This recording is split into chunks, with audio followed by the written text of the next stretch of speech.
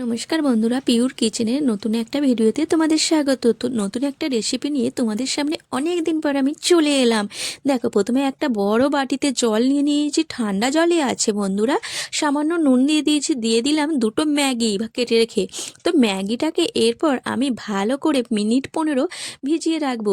ম্যাগিটা না মিনিট 15 ভিজিয়ে রাখার পর ভালো করে ফুলে বালিশের ঢোল হয়ে যাবে, তুলোর মতো হয়ে যাবে। তো ভালো করে আমি মিনিট 15 ভিজিয়ে রেখেছিলাম। তো ভিজিয়ে রাখার পর দেখাচ্ছি তোমাদের কি সুন্দর হয়ে গেছে। তো তোমরা দেখলে কি বলবে গো বন্ধুরা। দেখো, মিনিট 15 পর ফিরে এসেছি, দেখো কি সুন্দর হয়ে গেছে না। ভিজে তুলো গো, ভিজে তুলো, ভিজে তুলো হয়ে গেছে। দেখো, ভালো করে আমি আবার জলগুলো ছেঁকে নিলাম। ছেঁকে নিয়ে এরপর ভালো করে একটা কড়া বসিয়ে দিয়েছি। কড়াইটা আমার কালো মতো কড়াই, তা বলে ভেবো না যে কালো হয়ে গেছে আমরা মাজি না। কড়াইটা এরকম গো, মাজা যাচ্ছে না ভালো করে। তো তোমরা বলো তো, কেউ কিছু ভালো করে মাজা যায় কি? যাই হোক, কড়ার মধ্যে তেল দিয়ে দিলাম, তেলটা গরম করে নিলাম। গরম করে এই যে আগে থাকতে কেটে রেখেছিলাম সরু করে আলুগুলো, আলুগুলো ভালো করে ধুয়ে রেখেছিলাম, সেই আলুগুলোকে ধুয়ে ভালো করে ফ্রাই করে নিয়েছি। সামান্য নুন দিয়েছি, কিন্তু নুন দিয়ে ভালো করে একটুখানি ফ্রাই করে নিয়েছি। তো আমার কাছে সাঞ্চা ছিল না, আমি খুন্তি করেই তুলছি, এই জন্য তেল পড়ছে গো, তেলগুলোও রয়ে যাচ্ছে। সাঞ্চা করে হলে পরে ভালো হতো, তেলগুলো পড়তো না। আর কি করা যাবে, হাতের সামনে যা পেয়েছি তাই দিয়ে করে দিয়েছি। ওই তেলে দিয়ে দিলাম সাদা জিরে, তারপর ফোড়নটা ভেজে নিয়েছি, নিয়ে দিয়ে দিলাম টমেটো মটরশুঁটি কুচি।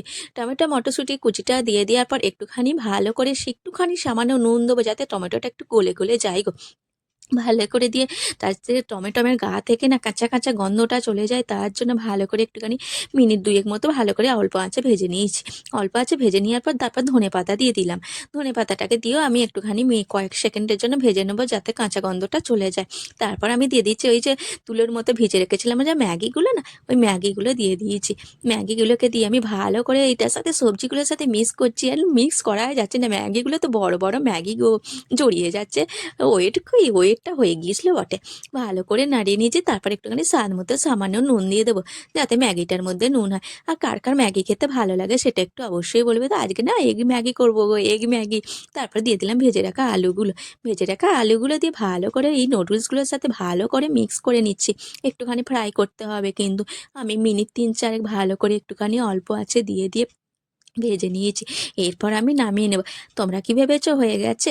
না, না, এখনো বাকি আছে। এরপর তো আসল কাজটা হবে না, যেটা দিয়ে ম্যাগিটা হচ্ছে সেই আসল নামটাই তো থাকবে না। এই যদি এখন ম্যাগিটা খেয়ে নিই, তাহলে এগ কী করে নাম হবে? Egg Maggi. দিয়ে দিলাম একটা বাটিতে, একটা এগ নিয়ে নিয়েছি, দিয়ে দিয়েছে একটুখানি সামান্য লবণ। হ্যাঁ বন্ধুরা, তোমরা কিন্তু শিয়ালের আওয়াজ পাচ্ছ, কিছু মনে করো না, এখানে প্রচুর শিয়াল। আমি যে ভয়েসটা দিচ্ছি না, প্রচুর শিয়াল ডাকছে গো চারধারে। তারপর কড়ার মধ্যে দেখো তেল দিয়ে দিয়েছি, তেলটাকে দিয়ে আবার ওই ডিমটাকে দিয়ে একটু ঝুরু ঝুরু ঝুরু ঝুরু ঝুরু করে করে করে নাড়িয়ে নিচ্ছি। ভালো করে নাড়াচাড়া হয়ে গেলে তারপর এই যে ভেজে রেখেছিলাম ম্যাগিটা না, মিক্স করা ম্যাগিটাকে এরপর দিয়ে দেবো। একটু ডিমটা ভালো করে ভাজা হয়ে যাক, নাহলে ডিমের কাঁচা গন্ধ ছাড়বে না।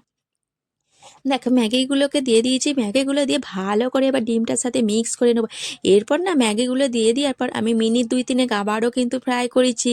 বন্ধুরা, শিয়াল কিন্তু ডাকা কমছে না, শিয়াল কিন্তু ডেকেই যাচ্ছে হুক খাও হাঁ করে। তোমরা কিন্তু কিছু মনে করো না বাবু।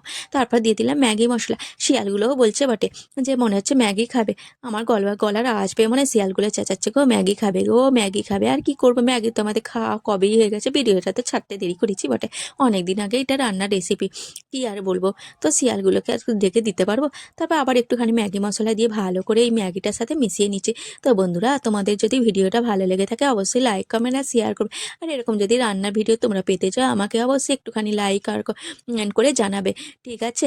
আর কেমন হয়েছে রেসিপিটা অবশ্যই বলো। বাই।